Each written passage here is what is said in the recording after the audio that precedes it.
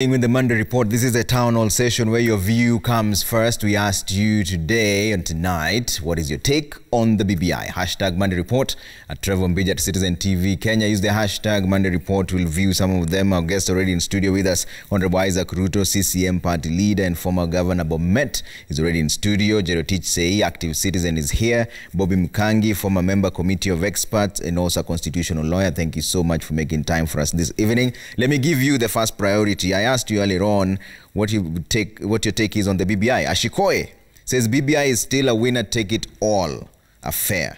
Straight to the point. Isaac Mudusi says a function that was designated for building bridges became a heckling environment where divergent ideas were not accommodated.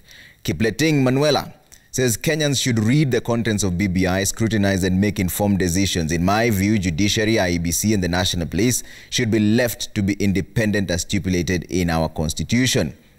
Mose says it's true the document needs vivid scrutiny to be accepted by all. It will be of great importance if we internalize it and vote for a ripened set of proposals. Let us not be neither fanatical loyalists nor antagonists to BBI. Finally here, Lish Martins Ozea says, how can we support BBI and yet we have many ways that we can do the changes the BBI proposes to change? The Ombudsman can be established by the CJ. The help can be done by Ministry of Finance through Parliament. How can you increase revenue when we can't even raise enough? And we have Nelson Ronnie who says BBI at Bomas was a live show. Every opinion was heard and it is now a high time for every Kenyan to have the report, read it and make informed decisions. Governor, I'll start with you.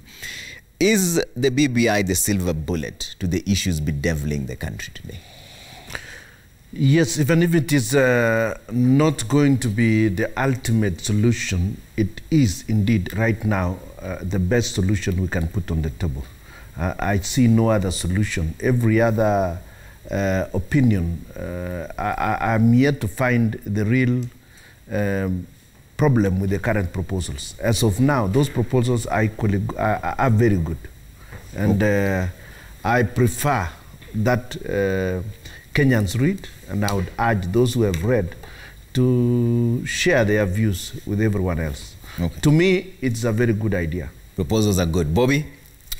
Well, I'm happy at least the report is out, because what it does is that it gives us, in black and white, a platform to address the issues that are being canvassed, and more importantly, around our constitutional well-being. It's a platform for debate. Because the report is out, it doesn't mean that it has been accepted. It's now an opportunity for Kenyans to look at it and to interrogate and see whether the proponents have brought a case which is agreeable with most Kenyans in black and white. I think that's what is important. Now we've gone past the phase of speculation and rumor mongering, and at least we have something now we can interrogate and make our decision. So I think that's a healthy thing going forward. In terms of whether it's the best option, I would like to tell Governor that I think we still have a good option in terms of the Constitution as it is right now. Is still a ripe option. Having gone through the report, and I'm still reading it, I've been telling people it's a report that you need to read over and over. I don't see anything of a specific novelty, and especially in ideas that propel us beyond the platform that we have right now. Okay. I like the policy and administrative matrices in terms of them giving us a scaffold as to how we can actually interrogate the things that need to be taken care of. Okay. The policy perspectives, the administrative perspectives that we can use to improve on how we are implementing the current dispensation, which up to now, I don't feel we are fully falsified to say that we've interrogated and used what we have. And we need more space now to move the country forward. I feel we haven't really exhausted and falsified the Constitution of Kenya 2010 as it is. And we'll come to you to explain why that is so. Jerotich, are you happy with the document now that it's finally out? Well, thank you, Trevor. Good to see you again. I remember a few months ago, I referred to the whole process as a Trojan horse. And this Trojan horse has finally been revealed in this city, and the belly of the horse has been opened, and out have come all of these recommendations in the form of the report. I think at this point in time, citizens are being presented with a binary option of either you're for or against. For me, that is not even the way to begin to build bridges. I think citizens are either going to say, yes, we wholeheartedly accept and want this document to pass, or they will say we accept it, but we have some reservations. Or there will be some like me who very early on, even before the camps, the polarizing camps, political camps were formed, said that this is an illegitimate process. And if a process is illegitimate, how do you logically arrive at conclusions that are best for the people of Kenya? In my opinion, and I have always maintained it, we must first of all implement the Constitution of Kenya 2010. And even in that implementation are the challenges that come with enforcement. So I see the BBI report as basically an opportunity to utilize wananchi to seal an elite compact, and that has not changed. So my analysis holds firm. As I had said earlier on this year, I have read the document again and nothing has changed, just a little bit more elaboration here and there, but we are where we are, and for me it is an illegitimate process. And I have a right to dissent. I will continue to dissent, and I hope that we are, those of us who dissent, are permitted to do so without being categorized as being in one political camp or another, but rather as people who are here for the citizens of the Republic of Kenya. Okay, let's break down this document for a bit, and I want to show you first part that we're going to talk about here, expanding the executive. So we have a prime minister, two deputy prime ministers, cabinet ministers are now not going to be called cabinet secretaries anymore, they're now cabinet ministers. Attorney General is going to function as a minister as well, but there's still more. There's going to be 360 elected MPs. We're going to abolish the 47 women rep positions, abolish the 12 nominated MPs, increase the current number of MPs by around 11 of them. So first of all, before we even move on, Governor, how is this going to foster inclusivity, having a prime minister, deputy prime minister, office of the opposition? How is this going to foster inclusivity? Yes, one thing that we have to realize, and it's a common practice in political science, that it's a realization that Kenya is, and the constituent states, is a multi-party democracy. It is an acceptance and a realization that moving forward, there will be no domination of our Kenyan political scene by any single political party or massive parties, even if there are two. There will definitely be much more. And moving forward, there will be need for coalition governments.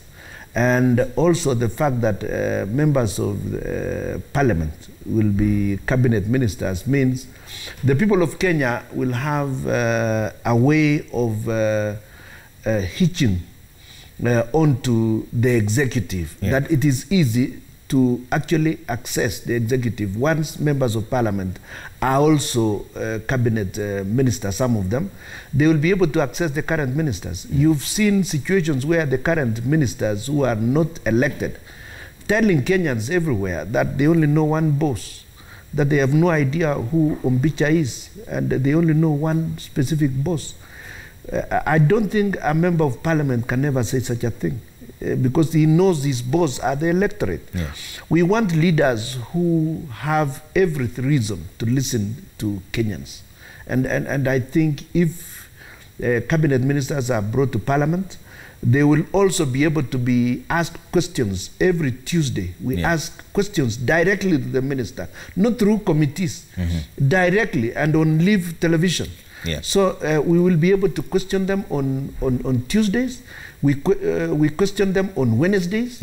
And on Thursday, the Prime Minister's time is available for us to interrogate government at the highest possible level within Parliament. Currently, the president, you don't interrogate the president, and his cabinet ministers don't sit in parliament. They are only invited to committees, and those committees are held in some secluded areas in which we have seen some things exchanging hands. To me, this is the right thing, this is the right way to move. Yes. Bobby, let me bring you in on this. The current constitution does not have this arrangement, and you instrumentally came up with it because you're part of the committee of experts. Was this an oversight on your part? Not really. One, we must remember that the harmonized draft constitution that the Committee of Experts produced in November 2009 did have almost a similar formulation, formally. And I've had, and even for me, prior to looking at the document with a keener eye, formally thought it was the same formulation, which goes back to what the Bomas draft had. And the Bomas draft was echoing and very much mirroring what Kenyans had presented to the Ashpal Gai-led commission. Yeah. But when I look at this document and this proposal, this Prime Minister is nowhere near what the harmonized draft constitution or the Bomas draft had, because this Prime Minister, one, it's not categorical that he or she is the head of government. The president remains head of state and head of government. This Prime Minister is simply leader of government business in Parliament. This Prime Minister does not nominate and appoint his or her cabinet. Mm-hmm. He chairs and apparently some committees or committees assigned by the president of the cabinet.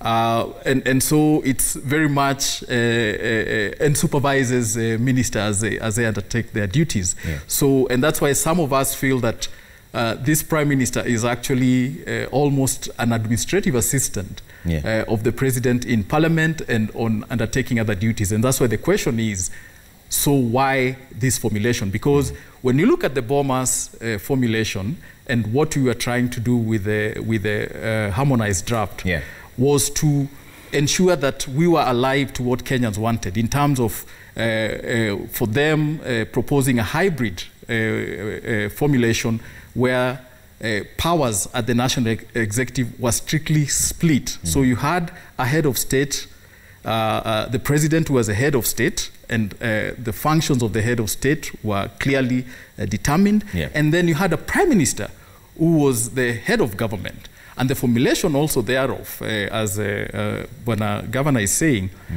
would ensure that whether with coalitions, and for that matter, we already have coalition governments and pre- and post-election alliances, so it's not that this is going to breed them.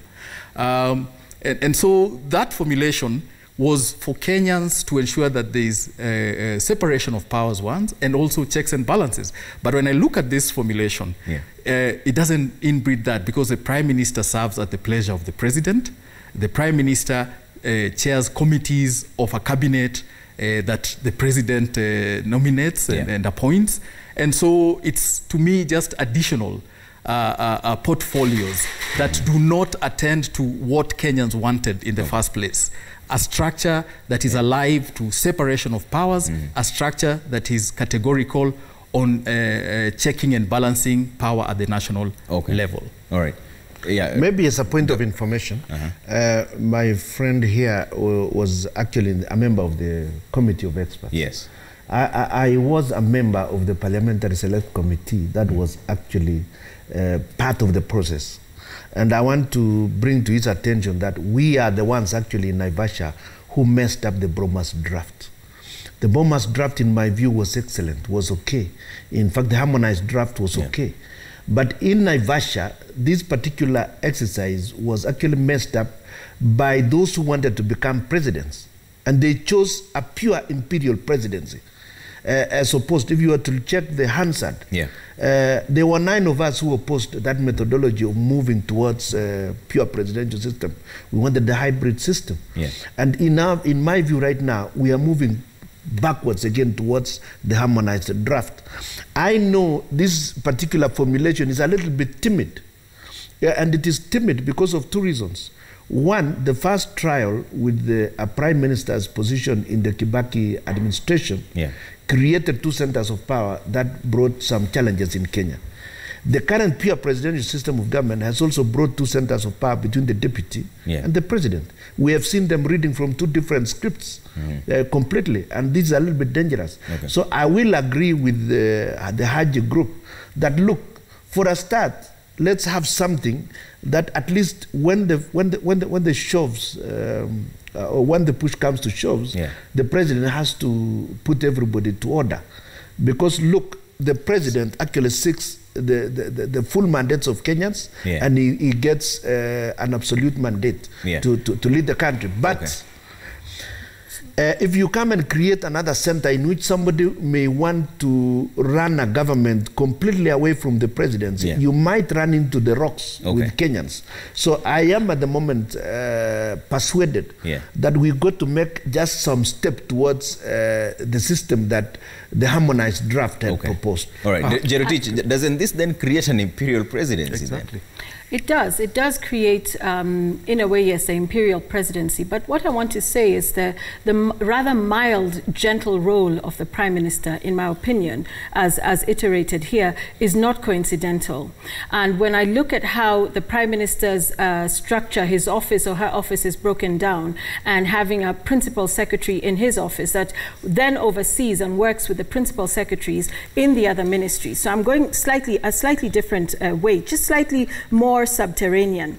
These principal secretaries across all the ministries, as I have said, and I'm very concerned, are not to be vetted. Apparently they don't have fiduciary responsibility. So if you do not have vetted principal secretaries who are overseen by a principal secretary in the office of the Prime Minister, while cabinet secretaries, now cabinet ministers, are very busy in Parliament, on the ground, in their constituencies, doing all kinds of things, in my opinion, that is a recipe for disaster in terms of the conveyancing, the quiet behind-the-scenes conveyancing of contracts. And when we look at some of the issues that plague this country, specifically corruption, really, when you look at the ministry, you look at the executive, how does it begin? Where is it fomented? How is it solidified? And who finally signs off? So my problem with this Prime Minister position, in addition to the fact that it is altering Chapter 9, and these are some of the basic, the fundamental structures of our Constitution, if we are trying to revisit, go back to Bomas, look at Wako, look at Kilifi, and so on and so forth. No, we are looking at the Constitution of Kenya 2010. We are not trying to revise or amend or update a draft. We are trying, or rather they are, because I'm not in that story, they are trying to amend something that is sovereign to the people of Kenya, the Constitution of Kenya 2010. So even as the Prime Minister, Deputy PM, all of those, powerful, not powerful, innocuous, subterranean, all of this for me alters fundamentally the Constitution of Kenya 2010. And can this happen through a simple amendment process? Or are we saying we want to overhaul this Constitution because it is not fit for purpose? And if we are saying this Constitution is no longer fit for purpose, then let's go into the proper exercise and stop hiding behind building bridges and all kinds of other things to enact changes that are fundamental to the structure of the Constitution and the sovereignty of the people of Kenya. Okay. Bobby, very briefly, does this then now empower the president even more? It does, and in fact, that's why I see the contradiction in the report. It says it's trying to deal with the axiom of winner takes it all, but goes further to create a structure where, in fact, the winner takes a bit of more of it all. You see, so it doesn't cure that problem that it's intending to, and actually, when you create an imperial presidency, definitely anyone who wants to run in 2022 for the purpose of controlling the country even further is very happy with this formulation. Authoritarianism is critical. Very, very happy. Let me tell you, just a moment. Are we creating an imperial presidency, or we already have an imperial presidency? We are simply trying to ameliorate the problems that have been caused by this imperial presidency. Remember, when we were fighting for the new constitution previously, our main problem was that the office of the president was the mother of corruption, actually. It was because of use of resources of patronage. And in my view, now that we are starting to move away, albeit timidly, like I stated from the beginning, that we are a little bit timid in moving full blast into the parliamentary system of government because of the fears that we have, that we don't want to polarize the country. Nevertheless, the very fact that we now have a prime minister who will exercise some powers of the president in itself is a whittling down of the imperial presidency. Because if someone else is already chipping into those powers, that means we are starting to take away powers from the president's office, and that parliament will now be a little bit more assertive. As of now, the current parliament is just a house of choir. They just say aye or nay, or some bahashas change hands. We have not seen the parliament that we had before the 2010 constitution. So we want to take a little more powers to parliament and get parliament to be a little bit more respectable. And I don't think my constitutional lawyer here would really be entirely honest if he tells me that this is entrenching an imperial presidency. Because this is not entrenching. It is moving away from the office of the president to parliament. But the parliament break here. You have to look at it also against the backdrop of all the other changes being proposed. So the imperial presidency, and I tend to agree with my brother here, the imperial presidency is going to be solidified, even if it is slightly diluted here, which I say is just a disaggregation of corruption in Kenya. But even if it's going to be slightly diffuse here, we are still going to see this imperial presidency emerge as an authoritarian president. Look at all the proposed changes, including even the conscription of people into armed forces to protect the country as needed, including appointing the ombudsman and so on and so forth in the judiciary. So when you look at it as a whole, you can see that we are actually here building a very, very powerful presidency. And also, it's not that we've never had cabinet ministers in parliament before. In fact, when Kenyans were presenting their views to Yashpal Gai, and we eventually did ensure that this was entrenched, it was because of that formulation of cabinet ministers sitting in parliament, cabinet ministers who were not accountable, despite being in parliament and with the ability of Wananchi through the representatives asking questions, as Mheshimiwa was saying. Cabinet ministers who could not attend to their constituents because they were members of parliament and could not multitask. And that's why Wananchi said that we want, one, a professional, technocratic cabinet, and secondly, we want to excuse those who go to cabinet from the day-to-day politics of Kenya, the jukwaa sort of politicking in Kenya. And so I think we should also not lie to Kenyans that this is not a formulation that was tried. In fact, the 2010 constitution was reacting to what Kenyans saw was a fault of how parliament and executive I have to take a quick break now. We'll be back. Before you make that break, I really have to take a break because these commercials are time. Let's take that break and see what you're saying when we come back. Use the hashtag Monday Report. We're still dissecting the BBI report so that we find out what you're thinking. See you in just a bit.